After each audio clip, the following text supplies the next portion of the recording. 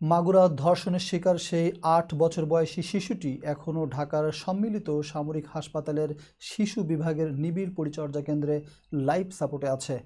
এর মধ্যে তার শারীরিক অবস্থার আরও অবনতি হয়েছে বলে জানিয়েছে সংশ্লিষ্ট এ চিকিৎসক। বুধবার সকালে দুবার কার্ডিয়াক অ্যারেস্টের শিকার হয়েছে শিশুটি। তার চিকিৎসায় গঠিত মেডিকেল বোর্ডের এক সদস্য জানিয়েছে শিশুটির অবস্থা আরও জটিল হয়েছে। বুধবার সকাল ৮টার দিকে একবার তার হৃদস্পন্দন বন্ধ হয়ে যায়, কিন্তু দ্রুত ব্যবস্থা গ্রহণ করায় তার হৃদস্পন্দন ফিরে আসে। পরে দ্বিতীয়বার আবারও তার হৃদস্পন্দন বন্ধ হয়ে যায়, সেবারও চিকিৎসায় তা ফিরে আসে। শিশুটির মস্তিষ্ক প্রক্রিয়াহীন অবস্থায় আছে। ওই চিকিৎসক জানান, শিশুটির গ্লাসকোকোমা স্কেল এখন ৩।